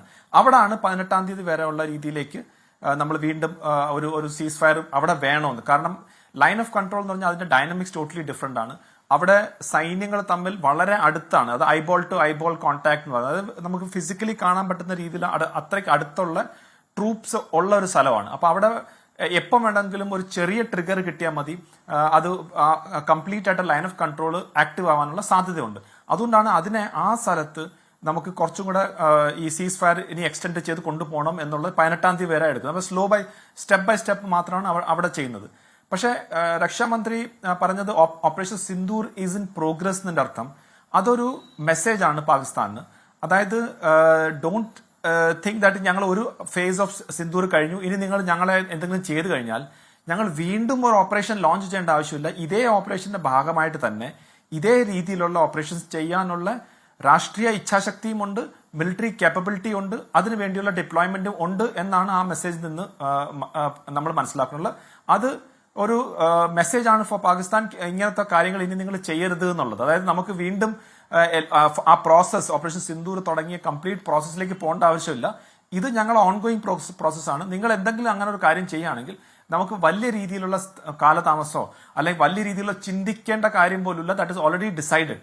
അതായത് ഇങ്ങനെ ഒരു കാര്യം ചെയ്യുകയാണെങ്കിൽ ഞങ്ങളുടെ ആക്ഷൻ ഇതായിരിക്കും എന്നുള്ളൊരു താക്കീതായിട്ടാണ് ഞാൻ അതിനെ കാണുന്നത്. അപ്പോൾ ഈ രണ്ട് വശമുണ്ട്. ഒന്ന്, ലൈൻ ഓഫ് കൺട്രോളിൽ സമാധാനം വേണം, അതുപോലെ തന്നെ ഓവറോൾ ഇന്ത്യ പാകിസ്ഥാൻ റിലേഷൻസിൽ ടെററിസം അല്ലെങ്കിൽ ഭീകരവാദത്തെ ഉപയോഗിച്ച് നമ്മളടുത്ത് എന്തെങ്കിലും ചെയ്യുകയാണെങ്കിൽ അതിന് ഈ ഓപ്പറേഷൻ സിന്ദൂറിന്റെ ഭാഗമായിട്ട് തന്നെ വീണ്ടും സ്ട്രൈക്ക് ചെയ്യാനുള്ള ആ ഒരു റൈറ്റ് ഭാരതത്തിന്റെ ഉണ്ട്, അല്ലെങ്കിൽ ഭാരതം ആ റൈറ്റ് റിസർവ് ചെയ്ത് വെച്ചിട്ടുണ്ട് എന്നുള്ളതാണ് നമ്മൾ മനസ്സിലാക്കുന്നത്. കേണൽ ഡിന്നി, ഇവിടെ ശ്രീ വേണു രാജാമണി അല്പം മുൻപ് സംസാരിച്ചപ്പോൾ അദ്ദേഹം അവതരിപ്പിച്ച ചില നിരീക്ഷണങ്ങൾ താങ്കൾ കേട്ടല്ലോ. ഇപ്പോൾ തുർക്കിയും അസർബൈജാനും മാത്രമല്ല, ഇന്ത്യയും പാകിസ്ഥാനും തമ്മിലുള്ള പ്രശ്നങ്ങളിൽ ഇടപെടാതെ മാറി നിൽക്കുന്ന, കരുതലോട് മാറി നിൽക്കുന്നതോ അല്ലെങ്കിൽ പക്ഷം പിടിച്ച് മാറി നിൽക്കുന്നതായ രാജ്യങ്ങൾ ധാരാളമുണ്ടെന്നതാണ്. ഇന്നിപ്പോൾ പ്രതിരോധ മന്ത്രി നമ്മളോട് പറഞ്ഞത് ബ്രഹ്മോസ് മിസൈൽ പ്രയോഗിക്കുകയും അത് പാകിസ്ഥാന്റെ ഇരുട്ടിലെ പ്രകാശമാക്കി മാറ്റുകയും ചെയ്തു എന്ന് അദ്ദേഹം പറഞ്ഞു. ബ്രഹ്മോസിന്റെ പ്രയോഗത്തെക്കുറിച്ച് അദ്ദേഹം ഇന്നൊരു സ്ഥിരീകരണം നൽകി. പക്ഷേ ഈ രാജ്യങ്ങൾ ഇപ്പോൾ തുർക്കി ആയാലും അസർബൈജാൻ ആയാലും അല്ലെങ്കിൽ പാകിസ്ഥാനോട് മമത പുലർത്തുന്ന, അവരോട് സഹതാപം പുലർത്തുന്ന, അവരെ സഹായിക്കാൻ ഉദ്ദേശിച്ച് നിൽക്കുന്ന രാഷ്ട്രങ്ങൾ കേവലം നിശബ്ദമായി മാറി നിൽക്കുക മാത്രമാണോ, അതല്ല അവരുടെ സൈനികമായ സഹായങ്ങൾ, ആയുധങ്ങൾ മുഖേനയുള്ള സഹായങ്ങൾ പാകിസ്ഥാന് കിട്ടുന്നുണ്ടെന്ന് നമ്മൾ സംശയിക്കണമോ? ഉദാഹരണത്തിന് ഈ തുർക്കി നിർമ്മിത ഡ്രോണുകൾ, അതായത് അസിഗാർഡ് സോങ്കർ ഡ്രോൺസ് ഇന്ത്യക്കെതിരെ പാകിസ്ഥാൻ ഉപയോഗിച്ചു എന്ന ഒരു പ്രാഥമികമായ നിഗമനം പുറത്തു വന്നിരുന്നു. അതുപോലെ തന്നെ തുർക്കിഷ് C-130 ഹെർക്കുലീസിന്റെ സൈനിക ഗതാഗത വിമാനം കറാച്ചി വിമാനത്താവളത്തിൽ ഏപ്രിൽ 27 ലാൻഡ് ചെയ്തതുമായി ബന്ധപ്പെട്ട വിവരങ്ങൾ പുറത്തു വന്നിരുന്നു. അതായത് പാകിസ്ഥാന് തുർക്കി പോലുള്ള രാജ്യങ്ങളുടെ സൈനിക സഹായം അതല്ലെങ്കിൽ ആയുധ പിൻബലം നൽകിയിട്ടുണ്ട് എന്ന് നമുക്ക് കരുതാവുന്ന അല്ലെങ്കിൽ സ്ഥിരീകരിക്കാവുന്നതാണോ ഈ വരുന്ന വിവരങ്ങൾ? അങ്ങനെയാണെങ്കിൽ ഇന്ത്യ കുറെ കൂടി കരുതലോടുകൂടി വേണ്ടേ പാകിസ്ഥാനെതിരായിട്ടുള്ള സൈനിക നീക്കങ്ങൾക്ക് ഇനി തുടർന്നു കൊണ്ടുപോകാൻ? താങ്കൾ പറഞ്ഞതുപോലെ ഓപ്പറേഷൻ സിന്ദൂർ അവസാനിച്ചിട്ടില്ല എങ്കിൽ. ശ്രീ ഗോപി കൃഷ്ണൻ, ഇതിനകത്ത് മനസ്സിലാക്കേണ്ടത് വെച്ചാൽ ഓഫ്കോഴ്സ് 80% പാകിസ്ഥാന്റെ മിലിറ്ററി അസറ്റ്സ് അത് മൊത്തം ചൈനയിൽ നിന്നാണ് വരുന്നത്. അപ്പോൾ ചൈന അത്രമാത്രം സപ്പോർട്ട് ചെയ്യുന്ന ഒരു രാജ്യമാണ് പാകിസ്ഥാൻ. തീർച്ചയായിട്ടും ഒരു ക്രൈസിസ് വരുമ്പോൾ, ഒരു കോൺഫ്ലിക്റ്റ് വരുമ്പോൾ ചൈന അവരെ ഹെൽപ്പ് ചെയ്യും. അത് നമുക്ക് അറിയാത്ത കാര്യങ്ങളൊന്നുമല്ല, നമുക്കറിയാം. അത് ഇപ്രാവശ്യവും ആ കോൺഫ്ലിക്റ്റിൽ ചൈനീസ് അവർക്ക് ഇന്റലിജൻസ്, അവർക്ക് സാറ്റലൈറ്റ് ഇത് മറ്റുള്ള കാര്യങ്ങളൊക്കെ ചൈനീസിന്റെ ഒരു ആക്റ്റീവായിട്ടുള്ള സപ്പോർട്ടുണ്ട്. പക്ഷെ ഫിസിക്കലായിട്ട് അവർ അങ്ങനത്തെ രീതിയിലൊന്നും ചെയ്തില്ല. ഡിപ്ലോമാറ്റിക് ആയിട്ട് അവർ വളരെ ഒരു നുവാൻസ്ഡ് ആയിട്ട്, അതായത് വലിയ രീതിയിൽ ഭാരതത്തിന് എഗൻസ്റ്റ് എന്ന് പറഞ്ഞില്ല, എന്നാൽ പാകിസ്ഥാനെ സപ്പോർട്ട് ചെയ്യുന്നുള്ള രീതിയാണ് അവർ സ്വീകരിച്ചത്. പക്ഷെ ഡെഫിനറ്റ്ലി ഈ ഒരു കോൺഫ്ലിക്റ്റ് കൂടി പോയിരുന്നെങ്കിൽ, പാകിസ്ഥാൻ അമ്യുനേഷനും മറ്റു കാര്യങ്ങൾ ആവശ്യം വരുന്നെങ്കിൽ, സ്പെയർസും മറ്റു വന്നിരുന്നെങ്കിൽ തീർച്ചയായിട്ടും ചൈന അവരെ ഹെൽപ്പ് ചെയ്യുന്നുള്ളതിന് യാതൊരു സംശയമില്ല. പക്ഷെ ചൈന അവരുടെ യുദ്ധത്തിലേക്ക് പങ്കുചേർന്ന് നമുക്ക് എഗൻസ്റ്റ് ആയിട്ട് തിരിയും എന്നുള്ളത് എനിക്കത് വലിയ സംശയമുണ്ട്. കാരണം ചൈന അങ്ങനെ ഒരു കാര്യത്തിലേക്ക് നീങ്ങാൻ സാധ്യത കുറവാണ്. കാരണം ലോകരാജ്യങ്ങളിൽ അതൊരു നെഗറ്റീവ് ഇമ്പാക്ട് ഉണ്ടാക്കാനുള്ള സാധ്യത ഉണ്ട്. ചൈന ആ രീതിയിലേക്ക് വരത്തില്ല. ആൻഡ് ചൈന വളരെ സ്ട്രാറ്റജിക് ആയിട്ട് ചിന്തിക്കുന്ന ഒരു രാജ്യമാണ്. അവർക്ക് അവരുടെ താല്പര്യമാണ് എപ്പോഴും വലുത്. അപ്പോൾ അവർ പാകിസ്ഥാനെ വെച്ച് ഇങ്ങനെയൊക്കെ ചെയ്യുന്നെങ്കിലും അത് അവരുടെ താല്പര്യം എപ്പോഴും നിലനിർത്തുന്ന അതുവരെ ഉള്ളൂ അവരുടെ സപ്പോർട്ട്. അത് ഇല്ലെങ്കിൽ അവർ ഒരിക്കലും അതിനകത്ത് ഇടപെടാൻ പോകുന്നില്ല. തുർക്കിയുടെ കാര്യം ഡിഫറെന്റ് ആണ്. തുർക്കി എന്ന് വെച്ചാൽ അവിടെ ഒരു പാകിസ്ഥാനുമായിട്ട് ഒരു മുൻകാലങ്ങളിൽ തന്നെ ഒരു വലിയൊരു അടുപ്പമുണ്ട്. നമുക്കറിയാം, ഇസ്ലാമിക് വേൾഡിൽ സൗദി അറേബ്യയ്ക്ക് പകരം തുർക്കി വന്ന് സ്ഥാപിക്കാനുള്ളൊരു ശ്രമം നടത്തിയതായി നമുക്കറിയാം. അതിനകത്ത് ഇമ്രാൻഖാനൊക്കെ വലിയ രീതിയിൽ സപ്പോർട്ട് കൊടുത്തിട്ടുണ്ടായിരുന്നു പാകിസ്ഥാന്റെ. മലേഷ്യ, ഇങ്ങനെയുള്ള ഒരു ഗ്രൂപ്പ് ഓഫ് കൺട്രീസ് തുർക്കിയുടെ ബാക്കിൽ നിന്ന് അതിന് ആ രീതിയിലേക്കുള്ള ശ്രമം നടത്തി. പക്ഷെ അത് ഫെയിലായി എന്നാണ് നമ്മൾ മനസ്സിലാക്കുന്നുള്ളത്. അപ്പം തുർക്കി അല്ലാതെ വേറെ ഏതെങ്കിലും ഒരു രാജ്യം ഡയറക്റ്റ് ആയിട്ട് ഏതെങ്കിലും ആമ്യുനേഷനോ ഡ്രോൺസോ ഇങ്ങനത്തെ കൊടുത്തിട്ടായിട്ട് നമുക്ക് റിപ്പോർട്ട്സ് ഇല്ല. ഡെഫിനറ്റ്ലി തുർക്കിയുടെ ഭാഗത്ത് നിന്ന് അങ്ങനെ ഒരു സംഭവം ഉണ്ട്. അത് എനിക്കൊന്ന് അവിടുത്തെ പ്രസിഡന്റ് എർദോഗാൻ ഒരു സ്പീച്ചിൽ പറയുകയും ചെയ്തു, ഞങ്ങൾ പാകിസ്ഥാന്റെ ജനതയ്ക്ക് ഒപ്പമാണ്, പാകിസ്ഥാൻ ഒരു ക്രൈസിസ് വരുമ്പോൾ ഞങ്ങൾ കൂടെ നിൽക്കും, ബ്രദർഹുഡിന്റെ ആ രീതിയിലാണ് എന്നൊക്കെ പറഞ്ഞു. അപ്പൊ അതിനകത്ത് നമുക്ക് സംശയമില്ല. ഇവിടെ ഒരു കാര്യം വ്യക്തമാണ്, അതെനിക്കൊന്ന് അംബാസിഡർ വേണു പറഞ്ഞതുപോലെ, അതായത് മറ്റുള്ള രാജ്യങ്ങൾ ഇടപെടത്തില്ല, അതൊരു വാസ്തവമാണ്. പക്ഷെ അത് ഞാൻ മനസ്സിലാക്കുന്നത് ഈവൻ റഷ്യ യുക്രൈൻ വാറിൽ എത്രമാത്രമാണ് മറ്റുള്ള രാജ്യങ്ങൾ ഡയറക്റ്റായിട്ട് ഇടപെട്ടത്. ഇവിടെ ഇപ്പം യുക്രൈനെ സപ്പോർട്ട് ചെയ്യാൻ വേണ്ടി യൂറോപ്യൻ യൂണിയൻ മൊത്തത്തിൽ തന്നെ ഉണ്ടായിരുന്നെങ്കിൽ തന്നെയും അവർക്ക് മറ്റു രീതിയിലുള്ള ഇപ്പോൾ ഫണ്ടിങ് ആയാലും ശരി, വെപ്പനും എക്യുപ്മെന്റ് ഒക്കെ അവർ കൊടുത്തേ പറ്റത്തുള്ളൂ. പക്ഷെ അതല്ലാതെ ഡയറക്റ്റ് ആയിട്ട് അവരെ ഫൈറ്റ് ചെയ്യാൻ വേണ്ടിയുള്ള ഞാനൊന്ന് ഇടപെട്ടോട്ടെ ഒരു വ്യക്തതയ്ക്ക് വേണ്ടിയാണ്. താങ്കൾ പറഞ്ഞതുപോലെ റഷ്യ ഉക്രൈൻ യുദ്ധ സമയത്ത് രാജ്യങ്ങൾ പ്രകടമായി അല്ലെങ്കിൽ പ്രത്യക്ഷമായി അവർ ഇടപെട്ടിട്ടില്ല എന്ന് പറയുമ്പോഴും നേറ്റോയുടെ ആയുധ പിൻബലം, സൈനികമായ സഹായം ഉക്രൈന് കിട്ടിയിരുന്നു എന്നുള്ളതൊരു പരസ്യമായ കാര്യമാണല്ലോ. ഞാൻ ചോദിച്ചതും അത് തന്നെയാണ്. പാകിസ്ഥാന് ആ നിലയ്ക്കുള്ള സഹായവും പിന്തുണയും നൽകുന്ന രാജ്യങ്ങളുണ്ടോ? അതിനെക്കുറിച്ച് ഇന്ത്യ കുറെ കൂടി കോഷ്യൻ്റ് ആകേണ്ടതുണ്ടോ എന്നായിരുന്നു ഞാൻ ആ ചോദ്യത്തിൽ ഉദ്ദേശിച്ചത്. മനസ്സിലായി. അതാണ് ഞാൻ പറഞ്ഞു വന്നത്. അതായത് ഇപ്പം യുക്രൈൻ റഷ്യ വാറിലും, റഷ്യ നമുക്കറിയാം ഏത് ഭാഗത്താണ് നിൽക്കുന്നത്, യുക്രൈൻ നാറ്റോയുടെ കംപ്ലീറ്റ് ബാക്കപ്പ് ഉണ്ടായിട്ട് പോലും നാറ്റോയുടെ ഡയറക്റ്റ് ആയിട്ട് ഇൻവോൾവ്മെന്റ് ഇല്ലാതെ അവർക്ക് വെപ്പൺസും ഈ കാര്യങ്ങൾ മാത്രമേ കൊടുത്തിട്ടുള്ളൂ. അതിന്റെ അത്ര പോലും പാകിസ്ഥാനില്ല. പാകിസ്ഥാന് ആകെയുള്ള സപ്പോർട്ട് ചെയ്യുന്നത് ചൈന ആൻഡ് തുർക്കി. ഇതല്ലാതെ വേറെ ഒരു അസർബൈജാനൊക്കെ അതൊക്കെ ജസ്റ്റ് ഒരു എന്താ പറഞ്ഞ ചിയർ ലീഡേഴ്സ് എന്നല്ലാതെ മറ്റു രീതിയിലുള്ള സപ്പോർട്ടില്ല. ഇപ്പൊ US ആയാലും ശരി, US അസറ്റ്സ് അവിടെ ഉണ്ട്, പാകിസ്ഥാനിൽ F-16 ഒക്കെ ഉണ്ട്. പക്ഷെ ഇപ്പൊ ഇന്ത്യയും പാകിസ്ഥാനും തമ്മിലൊരു പ്രശ്നം നടക്കുമ്പോൾ എനിക്ക് തോന്നുന്നില്ല ഇന്നത്തെ ആ സ്ഥിതി വെച്ചിട്ട് US സ്പെയർസും അല്ലെങ്കിൽ പണ്ടത്തെ പോലെ 7th ഫ്ലീറ്റ് ഒക്കെ വിട്ട് അങ്ങനത്തെ ഒരു രീതിയൊന്നും വരാൻ പോകുന്നില്ല. ഇന്ന് എല്ലാ രാജ്യങ്ങളും അവരവരെ യുദ്ധം അവരവർ തന്നെയാണ് ചെയ്യേണ്ടെന്നുള്ള രീതിയിലേക്ക് മാറി. കാരണം അതിനൊന്നും മറ്റുള്ള രാജ്യങ്ങൾക്ക് താല്പര്യമില്ല. അവരുടെ താല്പര്യത്തിന്റെ ഭാഗമാണെങ്കിൽ മാത്രം അതിനകത്ത് ഇടപെടും. അതല്ലെങ്കിൽ അവർ ഒരിക്കലും ഇടപെടാൻ പോകുന്നില്ല. അതാണ് ഇപ്പൊ നമ്മൾ കണ്ടത്. ഇപ്പൊ US പോലും ആ ഒരു ശൈലിയിലേക്ക് മാറിയിരിക്കുന്നു. അപ്പം അങ്ങയുടെ ചോദ്യത്തിന്റെ കൃത്യമായിട്ടുള്ള ഉത്തരം, പാകിസ്ഥാനെ സംബന്ധിച്ചോളം ചൈന 80% ഇത് തരുന്നുണ്ട്, അവർക്കൊരു ഒബ്ലിഗേഷൻ ഉണ്ട്, അവരത് ചെയ്യും. തുർക്കി മാത്രമാണ് ഇതുവരെ നമ്മൾ കണ്ടിട്ടുള്ള രാജ്യം അവർക്ക് പ്രത്യക്ഷമായിട്ട് ഉള്ള രീതിയിലേക്ക് കൊടുക്കുന്നത്. ഇൻഫാക്ട് അവരുടെ ഡ്രോൺസിനെ ഓപ്പറേറ്റ് ചെയ്തത് പോലും ചില തുർക്കിഷ് ആയിട്ടുള്ള സൈനികർ പോലും അതിനകത്ത് ഉണ്ടായിരുന്നു എന്നുള്ള ക്വസ്റ്റ്യൻസ് ഒക്കെ ഇപ്പം വരുന്നുണ്ട്. അപ്പൊ അങ്ങനത്തെ ഉള്ള ഒരു രാജ്യം തുർക്കി മാത്രമേ ഉള്ളൂ. മറ്റൊരു രാജ്യവും പാകിസ്ഥാനെ സപ്പോർട്ട് ചെയ്യാൻ പോകുന്നില്ല. ഇന്ത്യ പാകിസ്ഥാൻ കോൺഫ്ലിക്ട് ഉണ്ടാവുകയാണെങ്കിൽ എല്ലാ രാജ്യങ്ങളും പറയും ഇത് പാടില്ല, ന്യൂക്ലിയർ നേഷൻസ് ആണ്, നിങ്ങൾ എന്താ പറഞ്ഞ ഒരു സീസ്ഫയറിലേക്ക് പോകുമെന്നെല്ലാവരും പറയും. പക്ഷെ ഡയറക്റ്റ് ആയിട്ട് എനിക്ക് തോന്നുന്നില്ല ആരും അതിനകത്ത് ഇൻവോൾവ് ആവാൻ പോകുന്നു. ശരി, ശ്രീ ജോസുകുട്ടി, അതായത് പാകിസ്ഥാന്റെ ഭാഗത്ത് നിന്ന് ഇപ്പോൾ തുടർച്ചയായി വരുന്ന ഒരു ശബ്ദമാണ് ഈ കശ്മീർ അടക്കമുള്ള വിഷയങ്ങളിൽ സമഗ്രമായ ഒരു ചർച്ചയ്ക്ക്, ഒരു കോമ്പോസിറ്റ് ഡയലോഗിന് ഞങ്ങൾ തയ്യാറാണെന്നത്. ഇപ്പോൾ പാക് ഉപപ്രധാനമന്ത്രി അല്ലെങ്കിൽ പാകിസ്ഥാന്റെ വിദേശകാര്യമന്ത്രി ഇസ്ഹാഖ് ദർ അത് പാർലമെന്റിൽ പറഞ്ഞു. പാകിസ്ഥാന്റെ പ്രധാനമന്ത്രി ഷഹബാസ് ഷെരീഫ് അത് നേരത്തെ കഴിഞ്ഞ ദിവസം പറയുകയും ചെയ്തു. ഈ പാകിസ്ഥാന്റെ ഈ ഒരു സമീപനത്തെ, അതായത് കശ്മീർ അടക്കമുള്ള വിഷയങ്ങളിൽ ഒരു കോമ്പോസിറ്റ് ഡയലോഗിന് ഞങ്ങൾ തയ്യാറാണ് എന്ന് പാകിസ്ഥാൻ പ്രഖ്യാപിക്കുന്നതിൻ്റെ പിന്നിലുള്ള ഒരു ഒരു ഒരു ഒരു അതൊരു തന്ത്രമായിട്ടാണോ നമ്മൾ കാണേണ്ടത്, അതല്ല അവർ ആത്മാർത്ഥതയോടുകൂടി ഒരു ചർച്ചയ്ക്ക് തയ്യാറാകുന്നു എന്ന നിലയിലാണോ നമ്മൾ പരിഗണിക്കേണ്ടത്? എന്തുകൊണ്ടായിരിക്കാം ഇന്ത്യ അതിനെ ആ നിലയ്ക്ക് സ്വീകരിക്കേണ്ട എന്നൊരു സമീപനം എടുക്കുന്നത്? പാകിസ്ഥാൻ അങ്ങനെ കാശ്മീരുമായി ബന്ധപ്പെട്ടിട്ടുള്ള അതുപോലെ മറ്റ് വിവിധങ്ങളായിട്ടുള്ള വിഷയങ്ങൾ ചർച്ച ചെയ്യാം എന്ന് പറയുമ്പോൾ ഇന്ത്യ എന്താണോ ചർച്ച ചെയ്യാൻ ഉദ്ദേശിക്കുന്നത് അത് മാത്രമല്ല മറ്റൊട്ടനവധി വിഷയങ്ങൾ ചേർന്ന് ട്ടുള്ള ഒരു കോമ്പോസിറ്റ് ആയിട്ടുള്ള കാര്യങ്ങളെക്കുറിച്ച് ചർച്ച ചെയ്യാമെന്നാണ് പറയുന്നത്. ഇന്ത്യയെ സംബന്ധിച്ചിടത്തോളം ഒറ്റ വിഷയം മാത്രമേ ചർച്ച ചെയ്യാനുള്ളൂ.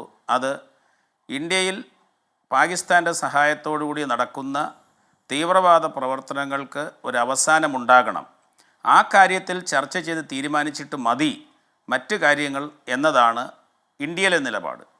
പാകിസ്ഥാൻ പറയുന്നത് അത് ചർച്ചയിൽ വന്നോട്ടെ, പക്ഷേ അതിനേക്കാൾ അവർക്ക് പ്രാധാന്യമുള്ളത് കാശ്മീർ സ്വാതന്ത്ര്യത്തിന് ശേഷം, ഇന്ത്യ പാർട്ടീഷന് ശേഷം അവർക്ക് എന്തുകൊണ്ട് കിട്ടിയില്ല, അത് കാശ്മീർ മൊത്തമായിട്ട് അവർക്ക് വേണം. അതാണ് ആ പാർട്ടീഷൻ്റെ ഒരു അൺഫിനിഷ്ഡ് അജണ്ട ചർച്ച ചെയ്ത് എങ്ങനെ കാശ്മീരിനെ അവരുടെ ഭാഗമാക്കാം എന്നുള്ളതാണ് അവരെ സംബന്ധിച്ചിടത്തോളം പ്രസക്തമായിട്ടുള്ളത്. അവരതാണ് ചർച്ച ചെയ്യാൻ ഉദ്ദേശിക്കുന്നത്. അതോടൊപ്പം തന്നെ ഇപ്പോഴത്തെ സാഹചര്യത്തിൽ നമ്മൾ ഈ സിന്ധു നദീജല കരാർ റദ്ദാക്കിയതിൻ്റെ ഭാഗമായിട്ട് അവിടെ നമുക്കറിയാമല്ലോ അവരുടെ ദൈനംദിന ജീവിതത്തിന് ഈ കരാർ പ്രകാരമുള്ള ജലം വളരെ ആവശ്യമാണ്. അതും കൂടെ കിട്ടിയാൽ മാത്രമേ അവർക്ക് ഈ ഘട്ടത്തിൽ ഈ പ്രശ്നത്തിനൊരു പരിഹാരം ഉണ്ടാക്കാൻ സാധിക്കുകയുള്ളൂ. അപ്പോൾ അവരെ സംബന്ധിച്ചിടത്തോളം ഈ കാര്യങ്ങളെല്ലാം ചേർത്ത് വയ്ക്കുന്ന ഒരു സംസാരവും അതിനോടൊപ്പം വേണമെങ്കിൽ അല്ലെങ്കിൽ അതിൻ്റെ ഒരു പരാമർശന വിഷയമായി ഭീകരവാദം വരാം. അങ്ങനെ ഒരു ചർച്ചയ്ക്ക് ഇന്ത്യ തയ്യാറായാൽ ഒരിക്കലും ഈ ഭീകരവാദത്തെ നമ്മൾ എത്രമാത്രം ഗൗരവമായി കാണുന്നു ആ ഗൗരവത്തോടുകൂടി പാകിസ്ഥാനോട് ചർച്ച ചെയ്യുവാനോ മറിച്ച് ലോകരാഷ്ട്രങ്ങളുടെ മുമ്പിൽ അവതരിപ്പിക്കാനോ നമുക്ക് കഴിയില്ല. എത്രയോ വർഷങ്ങളായിട്ട് നമ്മുടെ നിലപാട് ഇതാണ്. പാകിസ്ഥാനുമായി എന്തെങ്കിലും കാര്യം ചർച്ച ചെയ്യുന്നെങ്കിൽ അത് ഭീകരവാദത്തെക്കുറിച്ച് ചർച്ച ചെയ്ത് അവസാനിപ്പിച്ചതിന് ശേഷം മാത്രമേ മറ്റ് വിഷയങ്ങളും മറ്റ് സാമ്പത്തികമായിട്ടുള്ള കാര്യങ്ങളെക്കുറിച്ചിട്ടാണെങ്കിലും മറ്റ് വിഷയങ്ങളെക്കുറിച്ചിട്ടാണെങ്കിലും ക്രിക്കറ്റിനെ കുറിച്ചാണെങ്കിലും ഒക്കെ. കാരണം ഇന്ത്യയിലെയും പാകിസ്ഥാനിലെയും ജനങ്ങൾ ഒട്ടനവധി ആഗ്രഹിക്കുന്ന ഒരു കാര്യമാണ് നമ്മൾ തമ്മിലുള്ള ഒരു ക്രിക്കറ്റ് മത്സരം, അല്ലെങ്കിൽ അവിടുത്തെ ലീഗിൽ നമ്മൾ പോയി സംസാരിക്കുക, കളിക്കുക, ഇവിടുത്തെ ലീഗിൽ അവർ വന്ന് കളിക്കുക, അങ്ങനെയൊക്കെയുള്ള ആഗ്രഹങ്ങൾ ഉള്ളത് പോലും നമ്മൾ അംഗീകരിച്ചു കൊടുക്കാത്തതിൻ്റെ കാരണം ഇതെല്ലാം പരീക്ഷിച്ച് പരാജയപ്പെട്ട തന്ത്രങ്ങളാണ്. നമ്മൾ ക്രിക്കറ്റ് ഡിപ്ലോമസി ഒരു കാലത്ത് പരീക്ഷിച്ചിരുന്നു. നമ്മൾ അവർക്ക് മോസ്റ്റ് ഫേവേർഡ് നേഷൻ സ്റ്റേറ്റസ് വ്യാപാരത്തിൻ്റെ കാര്യത്തിൽ കൊടുത്തിരുന്നു. ഒട്ടനവധി വ്യാപാര കരാറുകൾ നമ്മൾ കൊടുത്തിരുന്നു. അങ്ങോട്ടും ഇങ്ങോട്ടും ആൾക്കാർ, ബന്ധുക്കളും മറ്റ് ആരാധനാലയങ്ങളും ഒക്കെ സഞ്ചരിക്കുവാൻ വേണ്ടുന്ന സൗകര്യങ്ങൾ നമ്മൾ ചെയ്തു കൊടുത്തിരുന്നു. എന്തിനേറെ പറയുന്നു, പ്രൈം മിനിസ്റ്റർ മോദി തന്നെ അവിടെ ഒരു മുൻ പ്രധാനമന്ത്രി ഷെരീഫിൻ്റെ ഒരു വിവാഹ സൽക്കാരത്തിൽ പങ്കെടുക്കുവാനായിട്ട് അവിടുന്ന് നേപ്പാളിൽ നിന്ന് വരുന്ന വഴിക്ക് അവിടെ സന്ദർശിക്കുകയും അത്രയൊക്കെ നമ്മൾ പല രീതിയിൽ ആ പ്രശ്നത്തിന് പരിഹാരം കാണാൻ ശ്രമിച്ചുവെങ്കിലും അവരതിനെ ആ ഗൗരവത്തിൽ എടുക്കാതെ അതിനെല്ലാം ശേഷം, ഇപ്പോൾ എന്തിനാണ് ആഗ്ര ചർച്ചയ്ക്ക് ശേഷമാണ് നമുക്കിൽ കാണുന്ന കാർഗിൽ യുദ്ധം ഉണ്ടായത്. അപ്പം ഒരു കാര്യം സംസാരിക്കുകയും ഭീകരവാദം അതിൻ്റെ എല്ലാ അർത്ഥത്തിലും അതിൻ്റെ എല്ലാ രീതിയിലും പ്രോത്സാഹിപ്പിക്കുകയും ചെയ്യുന്ന ഒരു സമീപനം പാകിസ്ഥാനിൽ നിന്ന് കാലാകാലങ്ങളായി നമുക്കുള്ളത് കൊണ്ട് അക്കാര്യത്തിൽ മാത്രം ഒരു വിട്ടുവീഴ്ചയ്ക്ക് നമ്മൾ തയ്യാറാകുന്നില്ല. കോമ്പോസിറ്റ് ഡയലോഗൊന്നും അല്ല നമ്മുടെ വിഷയം ഭീകരവാദമാണെന്നുള്ള രീതിയിൽ ശക്തമായി ഇന്ത്യ നിലപാടെടുക്കുന്നതും ആ കാര്യത്തിലെ ചർച്ചയുള്ളെന്ന് പറയുന്നത്. അതുകൊണ്ടാണ് ഈ സിന്ദൂർ എന്ന് പറയുന്ന ഓപ്പറേഷൻ അവസാനിച്ചിട്ടില്ല, അത് തുടരുകയാണ്. കാരണം അത് സംസാരിച്ച് അവസാനിപ്പിച്ചിട്ട് മതി മറ്റു കാര്യങ്ങളെന്നുള്ള നിലപാട് നമ്മൾ എടുത്തിട്ടുള്ളതെന്നാണ് എൻ്റെ അഭിപ്രായം. ശരി, ഡോക്ടർ പി ജെ വിൻസെന്റ്, ഈ ഭീകരവാദത്തിനെതിരെ, ടെററിസത്തിനെതിരെ വളരെ കൺസിസ്റ്റന്റ് ആയിട്ടുള്ള ഒരു നിലപാട് ഇന്ത്യ രാജ്യാന്തര വേദികളിൽ കൊണ്ടുവരികയും പാകിസ്ഥാനെ അതിൽ പ്രതി ചേർത്ത് നിരവധി തെളിവുകൾ സഹിതം ഈ കാര്യങ്ങളൊക്കെ അവതരിപ്പിക്കുമ്പോഴും നേരത്തെ നമ്മൾ സംസാരിച്ചതുപോലെ തന്നെ ഫലത്തിൽ എൻഡ് റിസൾട്ടിൽ നമുക്ക് അനുകൂലമായിട്ടുള്ള ഒരു തീരുമാനം ആയി അത് രൂപാന്തരപ്പെടുന്ന നമ്മൾ കാണുന്നില്ല. ഇതിന് പാകിസ്ഥാൻ്റെ വളരെ കോംപ്ലക്സ് ആയിട്ടുള്ള, വളരെ സങ്കീർണമായിട്ടുള്ള അവിടുത്തെ രാഷ്ട്രീയ സാഹചര്യങ്ങൾ ഒരു കാരണമാണോ? അതായത് അവിടുത്തെ ഭീകരവാദ സംഘടനകൾ ഓപ്റ്റ് ചെയ്യുകയോ അല്ലെങ്കിൽ അവർക്ക് അഭിമതനായി നിൽക്കുന്ന ഒരു ഭരണകൂടം ഉണ്ടാവുക, ആ ഭരണകൂടത്തിന് ഇവരെ സംരക്ഷിക്കേണ്ടി വരിക, അങ്ങനെ അവർ നടത്തുന്ന ഭീകരവാദത്തിന് അറിഞ്ഞും അറിയാതെയും ഒക്കെ അതിന് തണലൊരുക്കേണ്ടി വരുന്ന ഒരു സാഹചര്യം, ഇങ്ങനെ സങ്കീർണമായ ഒരു രാഷ്ട്രീയ സാഹചര്യമാണോ യഥാർത്ഥത്തിൽ പാകിസ്ഥാന് ഈ ഭീകരവാദം ഭരണകൂടത്തിൻ്റെ തണലിൽ വളരാൻ ഇടയാക്കുന്നത്? അതാണ് യഥാർത്ഥത്തിൽ സംഭവിക്കുന്നതെങ്കിൽ ഭരണകൂടം ഈ കാര്യങ്ങളിൽ തീരുമാനമെടുക്കുക എന്ന് ഇന്ത്യയുടെ ആവശ്യം യഥാർത്ഥത്തിൽ ഫലപ്രാപ്തിയിലെത്താൻ പോകുന്നില്ലല്ലോ. അവിടെ ഭീകരവാദത്തിനെതിരായിട്ടുള്ള ഇന്ത്യയുടെ നിലപാടിന് രാജ്യാന്തര തലത്തിൽ ഒരു പിന്തുണ കിട്ടുക എന്നത് അനിവാര്യമാണല്ലോ. അതിലേക്ക് എത്തിപ്പെടാനുള്ള മാർഗം നമുക്ക് ഇനിയും കണ്ടെത്താൻ കഴിഞ്ഞിട്ടില്ലേ? വളരെ പ്രധാനപ്പെട്ട ഒരു കാര്യം, ഇന്ത്യ പാകിസ്ഥാൻ സംഘർഷം അതീവ സങ്കീർണമായ ഒന്നല്ല.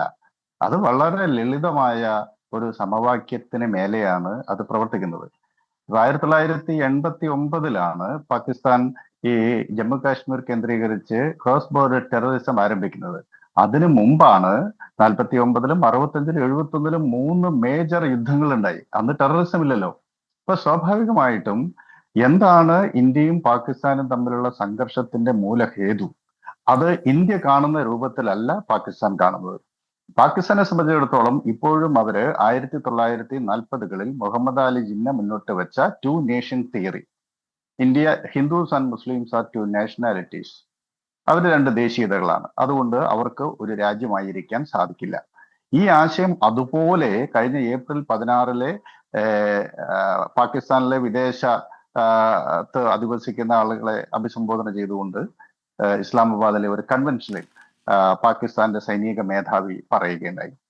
അപ്പോൾ കൺവെൻഷണൽ വാർ, ഒരു സാമ്പ്രദായികമായി സൈനിക നടപടിയിലൂടെ കാശ്മീർ മോചിപ്പിക്കാൻ കഴിയില്ല എന്ന സാഹചര്യത്തിലാണ് അതിർത്തി കടന്ന ഭീകരവാദവും പിന്നെ 70-കളിൽ 1000 കട്ട് ഡോക്ട്രിനും പാക് സൈന്യം സ്വീകരിക്കുന്നത്. ഇവിടെ തീവ്രവാദം സംബന്ധിച്ച് ഇപ്പോൾ ഇന്ത്യ പാകിസ്ഥാൻ ചർച്ചയിൽ 2 കാര്യങ്ങൾ അടിവരയിട്ട് നമ്മൾ സൂചിപ്പിച്ചത്. 2 കാര്യങ്ങളിലെ ചർച്ചയുള്ളൂ. ഒന്ന് അതിർത്തി കടന്ന ഭീകരവാദം, 2 പാക് അധീന കാശ്മീർ. അതിൽ പാക് അധീന കാശ്മീർ ഉടനടി ഇന്ത്യക്ക് കൈമാറണമെന്ന് ഇന്ത്യയിലെ വിദേശകാര്യ വക്താവ് ആവശ്യപ്പെടുകയും ചെയ്തു. അപ്പോൾ ഇന്ത്യ വിഭജനത്തിൽ പ്രധാനമായ നാട്ടുരാജ്യങ്ങൾക്ക് 3 ഓപ്ഷൻസ് ഉണ്ടായിരുന്നു: ഇന്ത്യയിൽ ചേരുക, പാകിസ്ഥാനിൽ ചേരുക, സ്വതന്ത്രമായി നിൽക്കുക. അങ്ങനെ സ്വതന്ത്രമായി നിന്ന കാശ്മീർ ആക്രമിക്കപ്പെട്ടപ്പോഴാണ് അവർ ഇന്ത്യയുടെ സഹായം തേടുകയും ഇൻസ്ട്രുമെന്റ് ഓഫ് ആക്സഷൻ പ്രകാരം ഇന്ത്യൻ യൂണിയനിൽ ചേർന്ന്. അത് പ്രകാരം മുഴുവൻ കാശ്മീരും എന്ന് വെച്ചാൽ പാക് അധീന കാശ്മീർ, ഗിൽജിത്ത് ബാൾട്ടിസ്ഥാൻ മേഖല, ഇന്ത്യയുടെ ഭാഗമായ ജമ്മു ആൻഡ് കാശ്മീർ, അതുപോലെ ചൈന കൈവശം വെച്ചിട്ടുള്ള അക്സായി ചിൻ മേഖല അവർ പിടിച്ചെടുത്തതാണ് 1962. 1963 പാകിസ്ഥാൻ ചൈനയ്ക്ക് കൈമാറിയ ഷക്സം താഴ്വര, ഇത്രയും പ്രദേശങ്ങൾ ഉൾക്കൊള്ളുന്ന കാശ്മീർ മുഴുവനും ഇന്ത്യയുടെ ഭാഗമാണ്. അപ്പോൾ പാകിസ്ഥാൻ ഇപ്പോൾ യുദ്ധം ചെയ്യുന്നത് യഥാർത്ഥത്തിൽ അവരുടെ കയ്യിൽ ഗിൽജിത്ത് ബാൾട്ടിസ്ഥാൻ മേഖലയും പാക് ഒക്കുപ്പൈഡ് കാശ്മീരുമുണ്ട്. അപ്പോൾ മുഴുവൻ കാശ്മീരും ഇന്ത്യയിലെ കാശ്മീർ വാലി അവര് പിടിച്ചെടുക്കുക എന്നുള്ളതാണ്. മുഴുവൻ കാശ്മീരിന്റെ മേലെയല്ല അവരുടെ അവകാശവാദം. അത് മതസംബന്ധിയാണ്. എന്ന് വെച്ചാൽ ഇപ്പോഴത്തെ 2011 സെൻസസ് പ്രകാരം 96.41% മുസ്ലിം പോപ്പുലേഷനുള്ള, അതും സുന്നി മുസ്ലിംസ് ആണ്. അവർക്ക് ഈ ഗിൽജിത്ത് ബാൾട്ടിസ്ഥാൻ മേഖലയിലെ ഷിയ പോപ്പുലേഷനോട് വലിയ താല്പര്യമൊന്നുമില്ല. അപ്പോ ഇത്രയും വരുന്ന ഈ സുന്നി പോപ്പുലേഷനുള്ള കാശ്മീർ വാലി ഇന്ത്യ വിഭജനത്തിന്റെ ആധാരമായി ഉയർത്തിയ, അതാണ് നമ്മുടെ പൂർവ്വപിതാക്കന്മാർ കണ്ട സ്വപ്നം എന്നൊക്കെ ആസിം മുനീർ പറഞ്ഞത്. അത് പ്രകാരം അത് പാകിസ്ഥാന്റെ ഭാഗമാക്കണം. അപ്പോൾ പാകിസ്ഥാൻ യഥാർത്ഥത്തിൽ യുദ്ധം ചെയ്തതും ഇപ്പോൾ ക്രോസ് ബോർഡർ ടെററിസം നടത്തിക്കൊണ്ടിരിക്കുന്നതും പാക് അധീന കാശ്മീരിനെ പിടിച്ചെടുത്ത് പാകിസ്ഥാന്റെ സ്വന്തമാക്കുന്നതിന് വേണ്ടിയിട്ടാണ്. പാകിസ്ഥാൻ മുന്നോട്ട് വെക്കുന്ന ഈ ആശയത്തോട് ഇസ്ലാമിസ്റ്റ് സമീപനം പുലർത്തുന്ന ലോകത്തിലെ പല രാജ്യങ്ങളും, പ്രത്യേകിച്ച് മുസ്ലിം രാജ്യങ്ങൾ പലതും ഐക്യപ്പെട്ടിട്ടുണ്ട്. ഇപ്പൊ തുർക്കിയെ അതിനോട് ഐക്യപ്പെടുന്നതിന്റെ കാരണം ഇതാണ്. എർദോഗാൻ പുതിയ ഒരു ഇസ്ലാമിസ്റ്റ് രാഷ്ട്രീയത്തെയാണ് അദ്ദേഹം മുന്നോട്ട് വെക്കുന്നത്. പശ്ചിമേഷ്യയിലെ സവിശേഷമായ സാഹചര്യത്തിൽ ഇറാന്റെ നേതൃത്വത്തിൽ ഒരു ഷിയ പ്രോക്സി, ഒരു ഷിയ ഗ്രൂപ്പിംഗ് അവിടെ ഉണ്ടായിരുന്നു. അതിൽ ഇറാൻ ഉണ്ടായിരുന്നു, സിറിയ ഉണ്ടായിരുന്നു, ലെബനനിലെ ഹിസ്ബുള്ള, ഹൂത്തികൾ എല്ലാം ചേർന്നിട്ടുള്ള ഒരു ഷിയ സഖ്യം ഉണ്ടായിരുന്നു. ഇപ്പോൾ അതിനെ തകർത്ത് അതിന് ബദലായി തുർക്കിയയുടെ നേതൃത്വത്തിൽ സുന്നി ഗ്രൂപ്പിംഗ് ഉണ്ടായിക്കൊണ്ടിരിക്കുകയാണ്. അതിന്റെ ഭാഗമായിട്ടാണ് TRSനെ പിന്തുണയ്ക്കുകയും അവര് സിറിയയിൽ അധികാരം പിടിക്കുകയും ചെയ്തു. അങ്ങനെ ഇപ്പോൾ ടർക്കിയയുടെ പ്രോക്സികൾ ഒരു സുന്നി ഗ്രൂപ്പിംഗ് ഉണ്ടാക്കുന്നു. ഇതിനോട് അമേരിക്ക ഐക്യപ്പെടുന്നുമുണ്ട്. അതുകൊണ്ടാണ് ട്രംപ് അൽ ഖ്വയ്ദയിൽ അംഗമായിട്ടുള്ള അഹമ്മദ്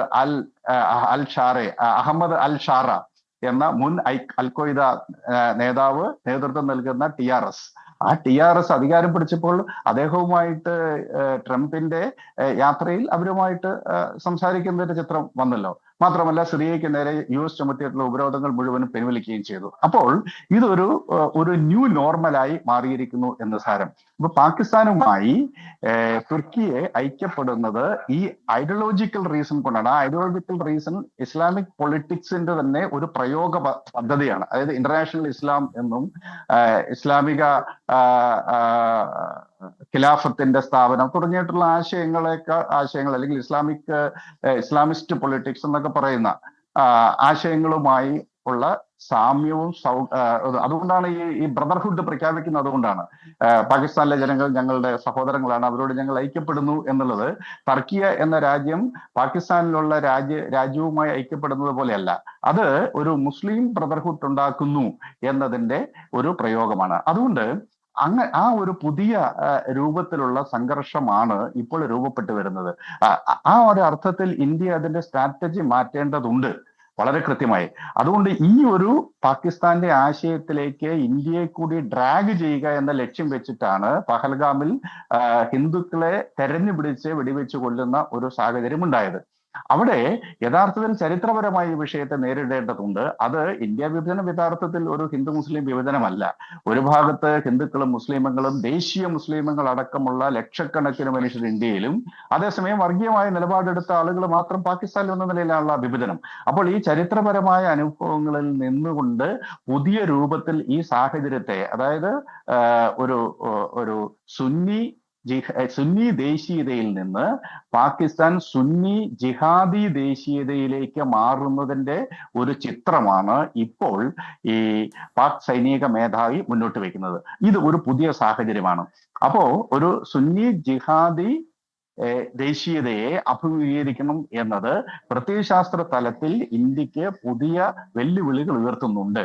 അതുകൊണ്ട് സൈനികമായി ഒരുപക്ഷെ ഇന്ത്യക്ക് പൂർണ്ണമായി പാകിസ്ഥാനെ തോൽപ്പിക്കാൻ സാധിച്ചേക്കാം. പക്ഷേ ഒരു ഐഡിയോളജിക്കൽ വാർ കൂടി നടക്കുന്നുണ്ട്. ഈ ഐഡിയോളജിക്കൽ വാറിന് അർത്ഥമില്ല എന്ന് കാണാൻ സാധിക്കില്ല. കാരണം ഇതിന്റെ ഭാഗമായിട്ട് പുതിയ ഗ്രൂപ്പിംഗ്സ് ഉണ്ടായി വരികയും ചെയ്യുന്നുണ്ട്. അതുകൊണ്ട് ഇതിനെ പുതിയ രൂപത്തിൽ സമീപിക്കേണ്ട വരും. സൈനികമായിട്ടും നയതന്ത്രപരമായിട്ടും രാഷ്ട്രീയമായിട്ടും പാകിസ്ഥാനെ അന്താരാഷ്ട്ര വേദികളിൽ ചെറുക്കുവാനും പരാജയപ്പെടുത്താനുമുള്ള ശേഷി നമുക്കുണ്ട്. പക്ഷേ പാകിസ്ഥാൻ അൺലീഷ് ചെയ്യുന്ന ഈ ഐഡിയോളജിക്കൽ വാറിനെ വളരെ സൂക്ഷ്മതയോടുകൂടി ഇന്ത്യ അഭിമുഖീകരിക്കണം. അതല്ലെങ്കിൽ എന്ത് സംഭവിക്കുന്നത് ചോദിച്ചാൽ ഇസ്ലാമിക പാകിസ്ഥാനും ഇപ്പറേ ഹിന്ദു ഇന്ത്യയും ഉണ്ടാകുന്ന നിലയിലേക്കായിരിക്കും മനസ്സിലായി. വളർച്ച. ഡോക്ടർ പി ജെ വിൻസെന്റ്, അതിനകത്ത് താങ്കൾ പറഞ്ഞതുപോലെ ഈ ചരിത്രപരമായ അനുഭവങ്ങൾ അതിനെ സാക്ഷ്യപ്പെടുത്തിക്കൊണ്ടാണ് നമ്മളുടെ തുടർന്ന് മുന്നോട്ടുള്ള യാത്രയിലെ തീരുമാനങ്ങൾ ഉണ്ടാകേണ്ടതെങ്കിൽ ഇതേ ചരിത്രപരമായ അനുഭവങ്ങൾ പാകിസ്ഥാനെ ഏത് ദിശയിലേക്കാണ് കൊണ്ടുചെന്ന് എത്തിക്കുക? താങ്കൾ പറഞ്ഞതുപോലെ ഒരു സുന്നി ജിഹാദി ദേശീയതയാണ് പാകിസ്ഥാനിൽ രൂപപ്പെട്ടിരിക്കുന്ന ഇന്ത്യക്ക് മുന്നിലെ പുതിയ വെല്ലുവിളിയെങ്കിൽ അതിന് നയതന്ത്ര തലത്തിലോ സൈനിക തലത്തിലോ ഭരണകൂടത്തിൻ്റെ തലത്തിലോ പെട്ടെന്നൊരു പരിഹാരം കാണുക അസാധ്യമായിരിക്കും. അപ്പോൾ ലളിതമെന്ന് നമ്മൾ തുടക്കത്തിൽ വിശേഷിപ്പിച്ച ഇന്ത്യ പാകിസ്ഥാൻ വിഷയം അത് കൂടുതൽ സങ്കീർണമായ ഒരു ഘട്ടത്തിലേക്ക് കടക്കുന്നു എന്നാണ് താങ്കൾ ഇതുവരെ നടത്തിയ വിശകലനത്തിൽ നിന്ന് ഞാൻ മനസ്സിലാക്കുന്നത്. താങ്കൾക്ക് തിരുത്താം. അങ്ങനെ അല്ലെങ്കിൽ ഞാനൊരു ചെറിയ ഇടവേളയെടുത്ത് ഡോക്ടർ പി ജെ വിൻസെന്റ് ഈ ചർച്ചയിലേക്ക് തിരികെ എത്തും. വളരെ പെട്ടെന്ന് ചർച്ചയിലേക്ക് വീണ്ടും കേണൽ എസ് ഡിന്നി, ഈ യുദ്ധം എന്നത് രണ്ട് രാജ്യങ്ങൾ തമ്മിലുള്ള മാത്രം ഏർപ്പാടായി മാറുന്നതാണ് ഈ സമീപകാലത്തെ അല്ലെങ്കിൽ സമകാലിക ലോകത്തെ പ്രവണതയെങ്കിൽ ഈ ഓപ്പറേഷൻ സിന്ദൂർ അവസാനിച്ചിട്ടില്ല എന്ന് പറയുന്നതും ഇനിയും പാകിസ്ഥാൻ അതിർത്തികളിൽ പ്രകോപനം ഉണ്ടാക്കിയത് ശക്തമായി തിരിച്ചടിക്കാനുള്ള നമ്മുടെ തീരുമാനമൊക്കെ ഒരിക്കലും അവസാനിക്കാത്ത ഒരു സംഘർഷഭരിതമായ ഇടപാടായി ഇന്ത്യക്കും പാകിസ്ഥാനും ഇടയിൽ നിൽക്കാനുള്ള സാധ്യതയല്ലേ കൂടുതലുള്ളത്? അങ്ങനെയാണെങ്കിൽ നയതന്ത്ര തലത്തിൽ നടത്തുന്ന ഈ നീക്കങ്ങളും സൈനിക തലത്തിൽ നടത്തുന്ന നീക്കങ്ങളും ഭരണകൂടങ്ങൾ തമ്മിൽ നടത്തുന്ന ചർച്ചകളുമൊക്കെ ഇന്ത്യ പാകിസ്ഥാൻ വിഷയമെന്നത് അപരിഹാര്യമായ ഒന്നായി എല്ലാ കാലത്തേക്കും നിലനിൽക്കുന്ന ഒന്നായി മാറുമോ? അങ്ങനെ കൂടുതൽ സങ്കീർണമായ ഒരു ഘട്ടത്തിലേക്കാണോ നമ്മൾ കടക്കുന്നത്? താങ്കൾക്ക് അങ്ങനെ തോന്നുന്നുണ്ടോ?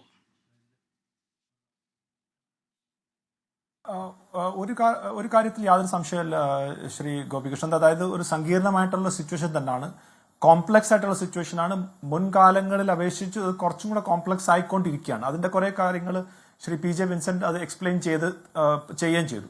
കാരണം നമ്മൾ ഡീൽ ചെയ്യുന്നത് ഒരു പ്രത്യേക രാജ്യമാണ്. അതായത് ലോകത്ത് വേറെങ്കും ഇല്ലാത്ത രീതിയിലുള്ള, ഞാനത് വേറൊരു എന്താ പറഞ്ഞ ആ ഒരു രീതിയിലല്ല പറയുന്നത്. പക്ഷെ നമ്മളൊന്ന് ആലോചിച്ച് നോക്കുക. അതായത് ഇത്രമാത്രം ഭീകരവാദികളെ താവളം അല്ലെങ്കിൽ ഇത്രമാത്രം അവരെ ട്രെയിൻ ചെയ്ത് അവരെ പുറത്തേക്ക് അയക്കുന്നത് വേറെ ഒരു രാജ്യവും ലോകത്തില്ല. വേറൊരു രാജ്യം ലോകത്തില്ല എന്ന് പറയുമ്പോൾ ആയുധമുള്ള, അതായത് ന്യൂക്ലിയർ വെപ്പൺ ഉള്ള ഒരു രാജ്യം, ടെററിസ്റ്റിനെ എക്സ്പോർട്ട് ചെയ്യുന്ന വേറൊരു രാജ്യം, ഇതെല്ലാം കൂടെ ഒരു കോമ്പിനേഷൻ വെച്ച് വേറെ രാജ്യമുണ്ടോ? ഇല്ല. ജനാധിപത്യമുണ്ടോ? ഇല്ല. അവിടെ ഏതാണ് ഏറ്റവും വലിയ ശക്തി? പാകിസ്ഥാൻ സൈന്യം. അപ്പം ഇങ്ങനെയൊക്കെ ഉള്ള ഒരു കോംപ്ലക്സ് ആയിട്ടുള്ള ഒരു രാജ്യമാണ് പാകിസ്ഥാൻ. അപ്പോൾ അതാണ് നമ്മൾ ഡീൽ ചെയ്യുന്നത്. സോ നമുക്ക് ചോയ്സ് ഇല്ല, നമ്മൾ അതിനെ ഡീൽ ചെയ്തേ പറ്റത്തുള്ളൂ. നേരത്തെ ശ്രീ പി ജെ വിൻസെന്റ് ഒക്കെ പറഞ്ഞ പോലെ, അതുപോലെ തന്നെ ജോസ് കുട്ടി സാറൊക്കെ പറഞ്ഞ പോലെ, അതായത് നമ്മൾ പല ഓപ്ഷൻസും അവരുമായിട്ട് ശ്രമിച്ചു നോക്കി. യുദ്ധങ്ങൾ പോയിട്ടുണ്ട്, നമ്മൾ ഡിപ്ലോമാറ്റിക്കലി ധാരാളം കാര്യങ്ങൾ നമ്മൾ ചെയ്യാൻ നോക്കി, മോസ്റ്റ് ഫേവർഡ് നേഷൻ സ്റ്റാറ്റസ് ഒക്കെ കൊടുത്തു, ട്രേഡ് വെച്ച്. പക്ഷെ അതിനൊന്നും ഒരു ഫലം ഉണ്ടായില്ല. കാരണം അവരുടെ പ്രശ്നം എന്ന് വെച്ച് കഴിഞ്ഞാൽ ഈ ഒരു ആശയമാണ്, ഈ ഒരു ഐഡിയോളജിയാണ്. അത് വെറും ഒരു മതത്തിന്റെ ഐഡിയോളജി മാത്രമല്ല. പാകിസ്ഥാനെ സംബന്ധിച്ചോളം അവിടെ കോംപ്ലക്സ് ആയിട്ടുള്ള എത്നിക് പ്രോബ്ലംസും ഉണ്ട്. അത് അവരെ തമ്മിലുള്ള അങ്ങോട്ടുള്ള പ്രശ്നങ്ങൾ കൂടുതൽ വഷളാക്കിക്കൊണ്ടിരിക്കുകയാണ്. ഫോർ എക്സാമ്പിൾ, ഇപ്പം തെഹ്രീക്കെ താലിബാൻ പാകിസ്ഥാൻ, അവര് അഫ്ഗാൻ താലിബാന്റെ സെയിം ഒരു ഓഫ് ഷൂട്ട് പോലെ പാകിസ്ഥാൻ മൊത്തത്തിലൊരു ശരിയ രീതിയിൽ കൊണ്ടുവരണമെന്നുള്ള രീതിയാണ്. അപ്പൊ തെഹ്രീക്കെ താലിബാൻ പാകിസ്ഥാൻ സൈന്യം തമ്മിൽ പ്രശ്നമുണ്ട്. ബലൂചിസ്ഥാനിൽ ഒരു പ്രശ്നം നമുക്കറിയാം. പഷ്തൂൺ ഏരിയയിൽ അവര് ആ ഡ്യൂറൻ ലൈനോ അല്ലെങ്കിൽ അഫ്ഗാൻ അവർ ആ ഡ്യൂറൻ ലൈനോ എഗ്രി ചെയ്യുന്നില്ല. സിന്ധ് പ്രവിശ്യയിൽ പ്രശ്നങ്ങളുണ്ട്. അപ്പോൾ ഓൾറെഡി ഒരു എന്താ പറഞ്ഞ ഒരു മത തീവ്രവാദ ഒരു ഇഷ്യൂവിൽ അതിന്റെ കൂടെ ഇതും കൂടെ വരുന്നു. ഇതിനകത്താണ് ന്യൂക്ലിയർ എന്നുള്ള ഒരു സംഭവം കൂടെ ഉള്ളത്.